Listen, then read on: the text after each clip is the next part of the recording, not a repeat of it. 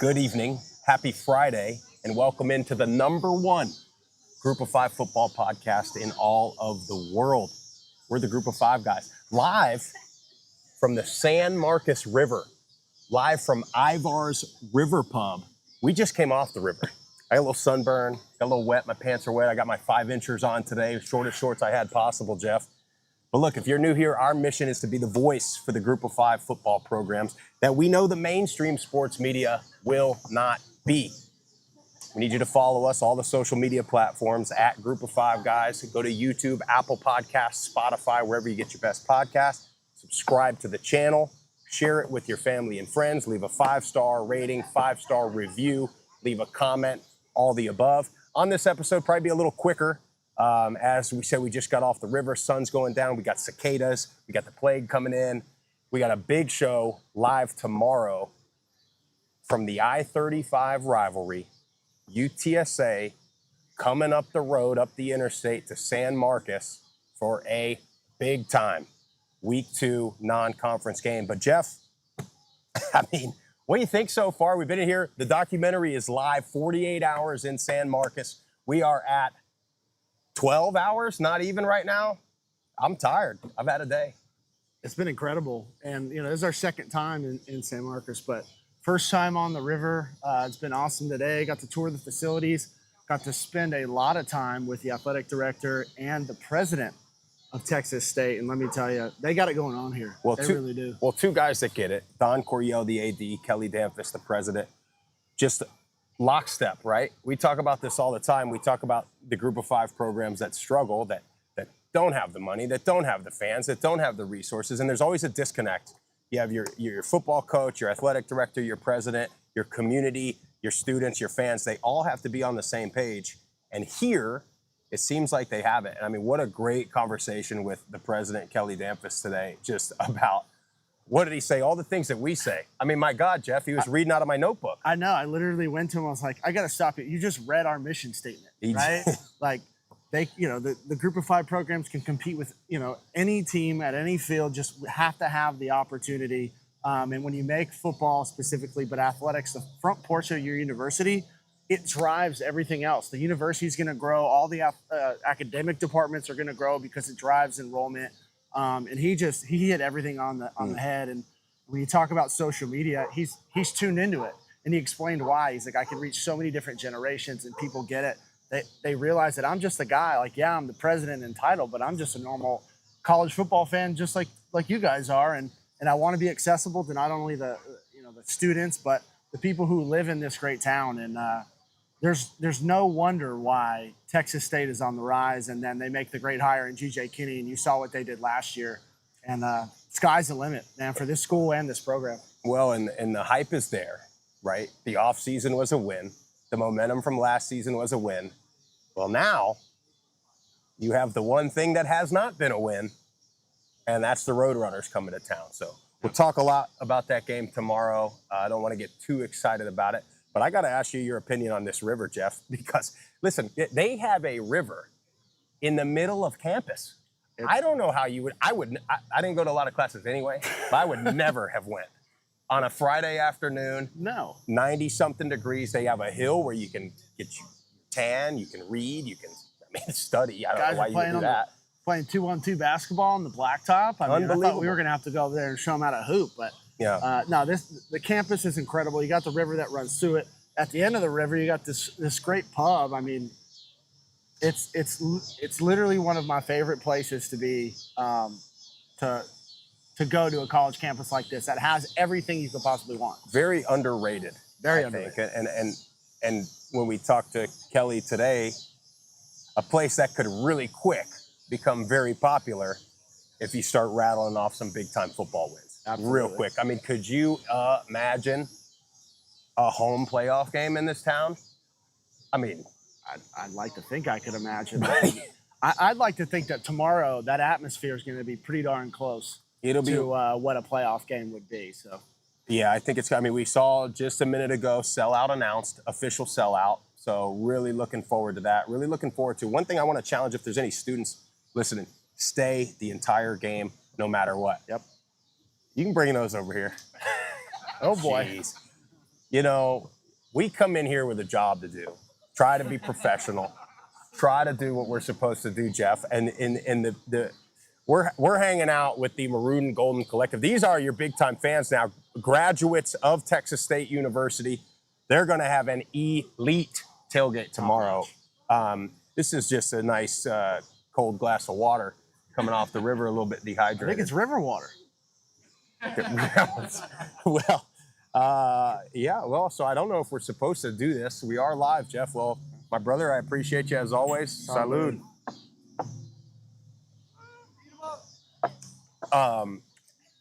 What'd you think of the river, though? A little cold. Schnapps? A little cold. I didn't think that's what that was going to be.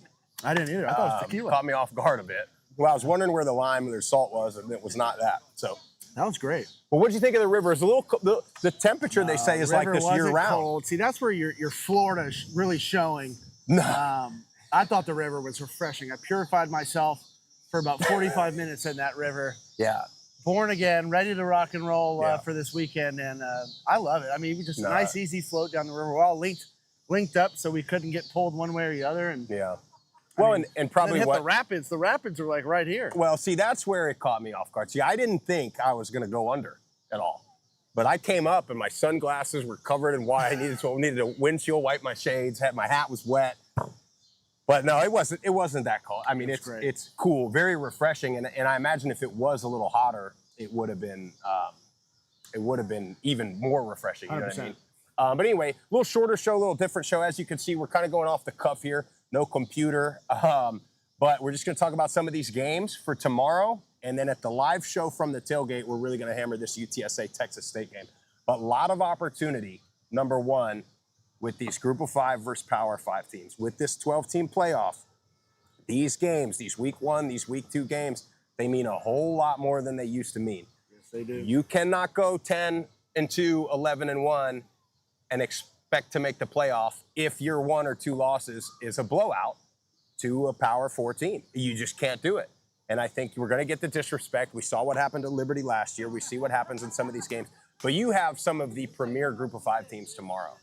You have App State, right? Everybody knows it's like almost expected now. They're the P4 killers. There's no more overlooking little old App State anymore. If they do it year after year after year.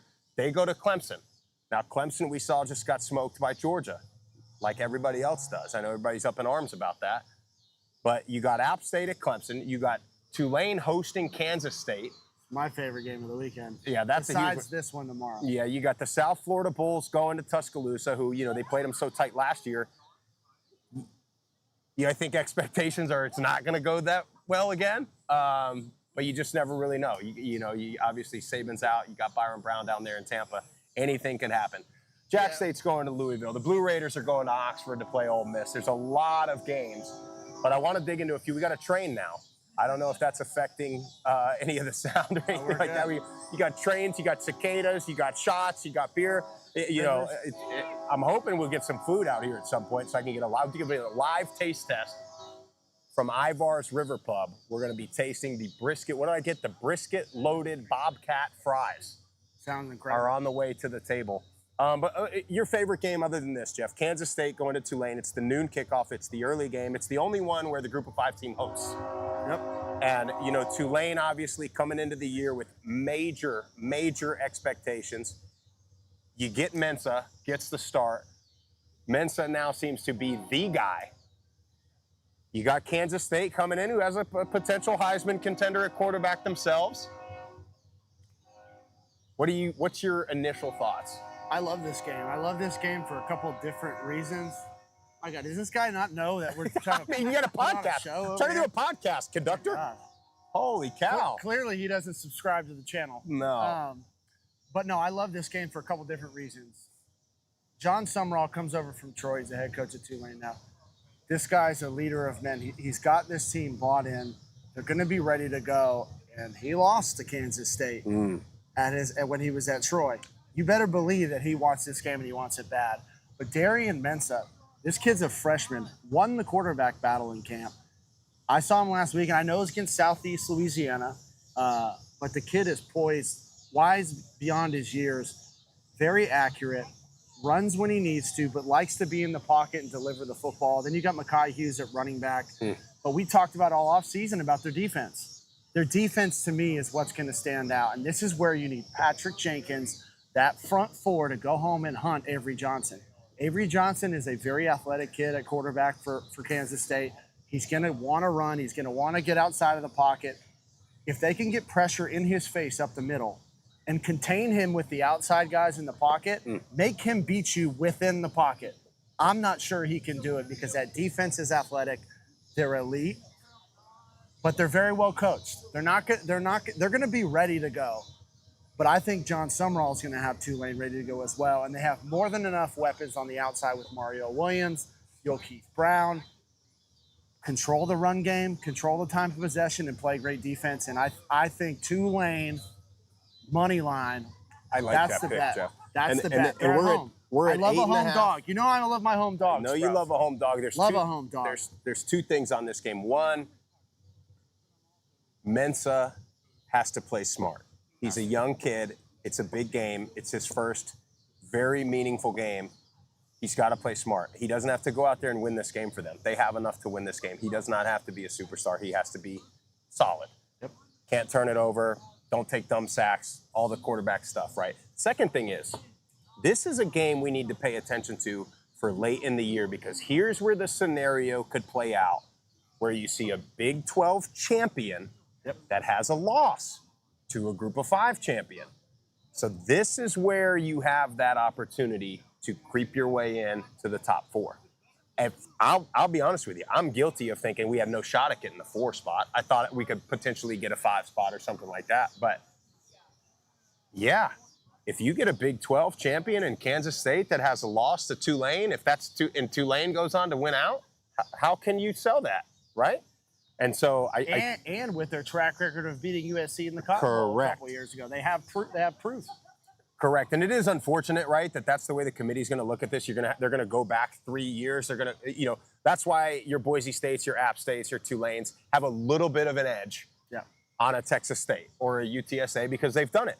Yep. Even if it was Boise, you're going to go back to looking at Boise State beating Oklahoma 20 years ago or App State beating Michigan 20 years ago. These are human beings picking these seeds, and so that's going to come into play. But in Tulane's case, it's very beneficial that they did it, and they did it against USC, and they have a damn good chance to do it at 12 o'clock Eastern time in New Orleans. Can't wait. It's going to be great. We're going to be able to follow along to that game before we get kickoff here in San Marcos. Now, you got Bowling Green going to Penn State. Bowling Green's a lot better than a lot of people think, but I think that could be a tough spot. That's going to be tough for them. What about here's a non-conference game that if you asked me preseason, I would have said this is a game just as big as this one we're at, and that's Troy at Memphis. Troy, tough start to the season. Memphis looks pretty good, and Memphis is right up there, another one that's kind of done it before, right? They've had the BCS Bowl or the New Orleans Bowl before. They've been there. They're going to start. They kind of start ahead of the pack, right? So Troy going up to Memphis, and as much as I love the people at Troy, I think Memphis is one of a few teams in the Group of 5 that's got the dudes now. They have them. They have them on both sides of the ball, and they lost so much last year when Summerall left. A lot of those guys went with him, but a lot of guys graduated. Yep. I mean, he graduated so many top players that went to the NFL that are still on rosters. It's just so hard to replace all of that in one season. I like Jared Parker. I think they need to give him some time. He's replacing a lot. But Memphis, man, Seth Hennigan in that offense, damn near going to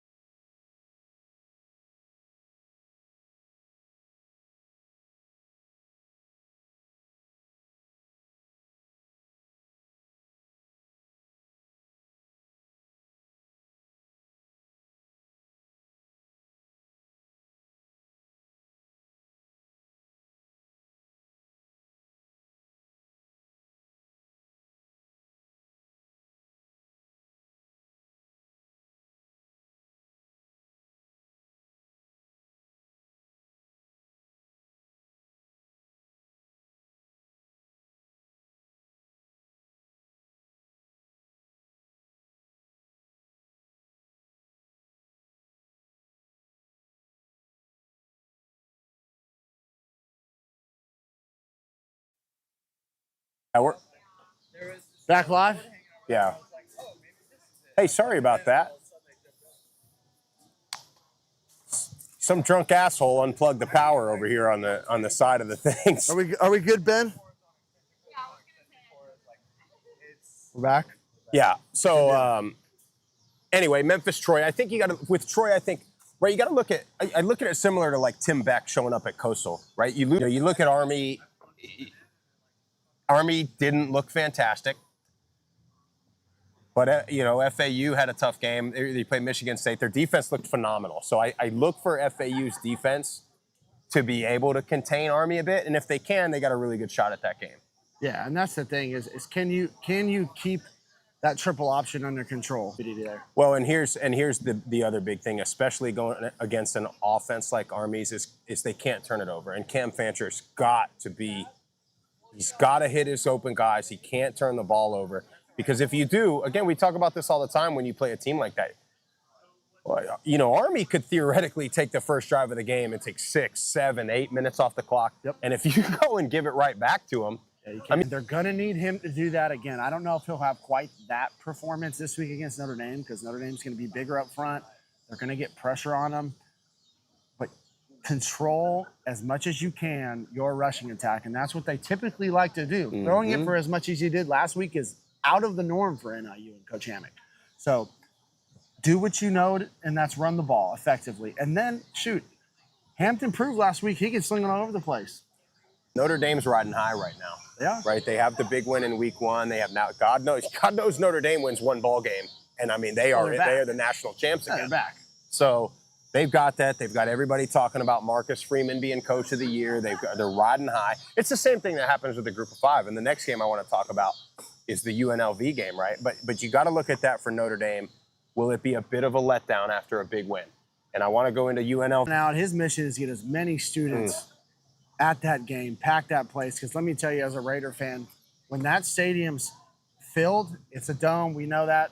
Going to the Alamo Dome a couple years ago. Place is rocking. I mean, it's twice as loud as how many people show up to that game. So, they should be able to get it done. I want to see a clean game by UNLV. I want to see more Sluka. He told us they pretty much shut the pass down in the second half. Well, I'm sitting here wondering, are we going to get this is another Big 12 team. Start knocking these guys off the pedestal a little early now, and you might get a Big 12 champion that falls to the 5 or the 6 or the 7 because we know you're going to get your top 4, and then we probably know it's going to be SEC, maybe a Big 10, right? So you've got to be that champion, and you've got to be in that top 4. Otherwise, you're going to have to go on the road in the first round of the playoffs. And just get ready for the next week. Yeah, I think UMass at Toledo, to me, is interesting. I think Toledo flexes a little bit in that game. As they should. And I want to see more from Tucker Gleason. Yep. DeQuan Finn's gone, so this is Gleason's show. He's got to show me more in the pass game. Be efficient. Don't turn the ball over. And take control of this offense. That's what Toledo needs. Yeah. They need him to take full control of this offense. Charlotte, man, they better figure it out quick, I think, Jeff. I think they need to. They moved on from Will Healy. This is Poji's second year. And, I haven't heard if the 8 to 9 starters are out again. But my complaint with them is like, I get it. Poji, you come from Michigan, right? And you were dominant in the run game. And in his press conference midweek, he goes, I don't, one way or another, whether it's in the ground game or in the air, you got to find a way to move the ball in big chunks because you can't methodically move it down the field. That's their problem. Well, and those are the 2 great equalizers. The air raid to spread everybody out, or you go the other way like the academies go, and you go to the triple option of the wing T. That's it. Those are the ways when you don't have necessarily the athletes or the big guys up front to just run up. I mean, it's not working now. Going to be that guy. Yeah. You could replace the starter from a year ago. Throwing the ball, it didn't look great.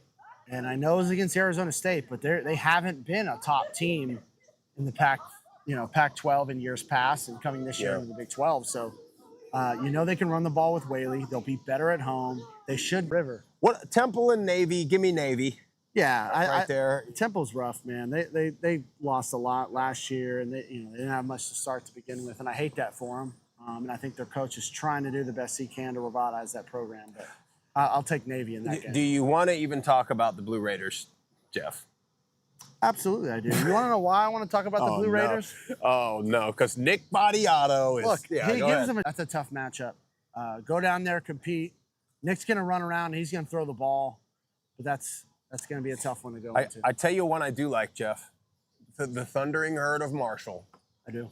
Going into Blacksburg, I don't like it as much after Virginia Tech lost as I liked it a week ago. But Marshall is a physical group now. That defense, I've been telling you all offseason. I think they're dogs, and they shouldn't be as much as they are. I think it's like 18 points or 20 and a half. 20 and a half, but you can bring them in. Yeah, 20 and I a was half. going to deny it. I was going to say, hold off. You can bring them over. That'd be fine. That'd be fine. Doesn't mean we have to go right away. Yeah. No, I Thank do you. I like Marshall. I just don't think that. Thank you. That I want to see, can Kewan Jenkins, can he get it done against a more up to their speed opponent in Central Michigan? yeah. I think they can, but Joey Labus last week really impressed me.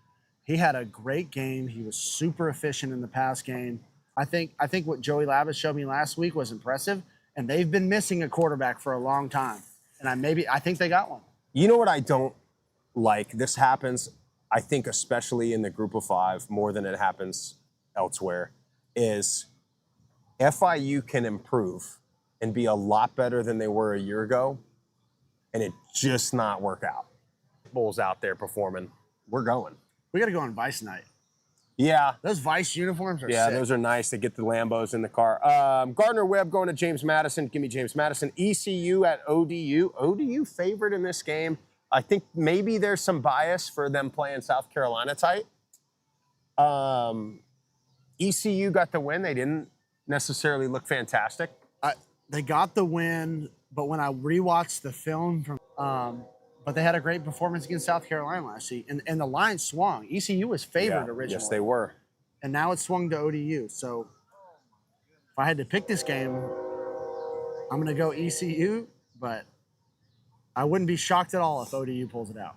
Yeah, I'm kind of in the same boat for you there. Again, I want to see Jake Garcia be the guy. I want to see him be the talent that he is, the star recruit that he was. He played better late last week. He had a bad. You like this game, South Alabama and Ohio.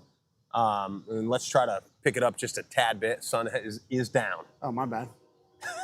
I don't know. No, I wasn't saying you. I was saying me. know. I'm. No, I like South Alabama in this game. I think Gio Lopez is a star. I think Major Applewhite and the way he calls his plays and understands that he's damn near a tailback at quarterback that can throw the ball really well. And they did a good job last week and just ran into a buzzsaw. A week ago, didn't they? I was high on Rice. Rice was my dark horse in the American, and they went in on the road and took care of business. Now, UCF's supposed to be.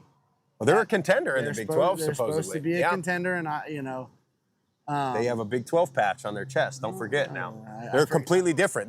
They went from how much that means. It means a lot. They went from the American to the Big 12 and automatically got better. Yeah, it's going to be quick. And I hope it doesn't. And the unfortunate thing now is, right, you look at the positive, what we talked about for these early week 1, week 2 games where you have a chance to really solidify your spot as a contender in the playoff. It also could go the other way. And here's where I think it could go the other way. This is the start of South Florida's just absolutely brutal stretch. So I think it could get ugly. Buffalo going to Missouri. Buffalo is not looking too hot there. What about Eastern Kentucky going wearing something like that?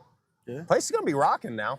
Hey, Kennesaw State played San Antonio they very sure tough did. last week. They sure did. Now, if they can throw the ball a little bit more, they had a tough time doing that last week. But they run this like gun motion triple option. It's like this hybrid offense. I like it. I do.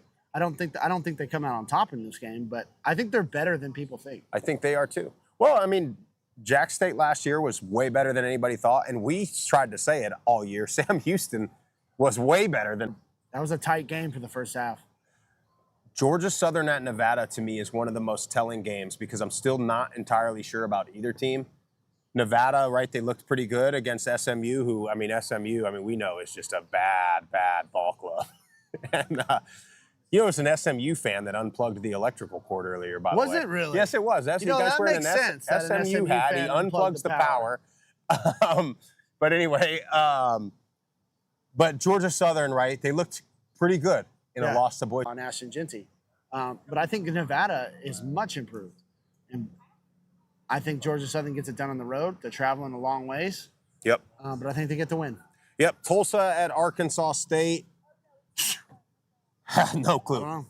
No clue. I don't know what to tell you. I really don't. They both played, FCS opponents last week. Tulsa scored a ton of points. Arkansas State was in a shootout. Basically, lost it. Really? Should have lost at this point. They came out and said the call was wrong. Got to see more from Jalen Rain. A little bit closer for a little bit. I mean, I think Ohio State, right? If they're truly one of the best three teams in the country, I think they'll pull away. They'll pull away late, but Western Michigan's going to come out with a lot of energy, and Jalen Buckley's a star, so they're going to be in it for a little bit. A couple more here, and we'll wrap this up. App State at Clemson. Give it to me. We already been talking to Stu. We got the inside scoop over there. What do you think, Jeff? I think this is Joey Aguilar's claim to fame. He shows up. Athletic team that I've ever been on, whatever sport, whatever level. When you get bullied, like they got bullied, the next week of practice is brutal. And they are going to come out as physical as we've seen a Clemson team come out in several years now. They're going to come out. App State, they ain't running from that. We know that. App State welcomes that.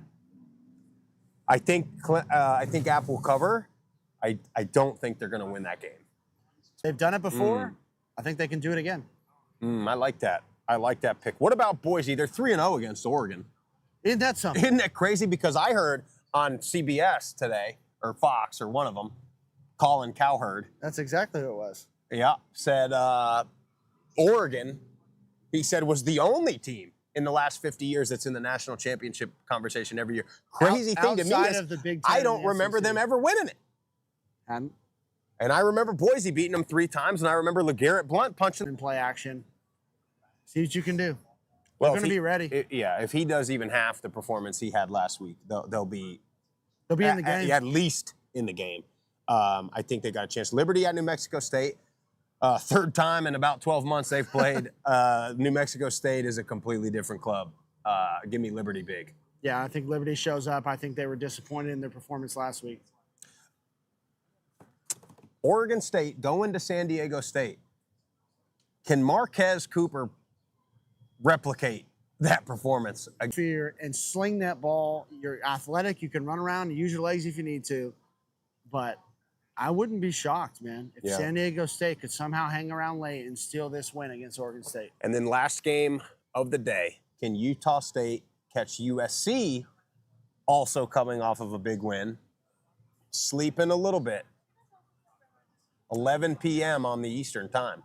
Yeah, it's the Mountain West after dark game. I don't think Utah State's got enough to get it done. I think Lincoln Riley's. We talked to the president. We talked to the athletic director. I'm hearing about boats. I'm hearing hot tubs.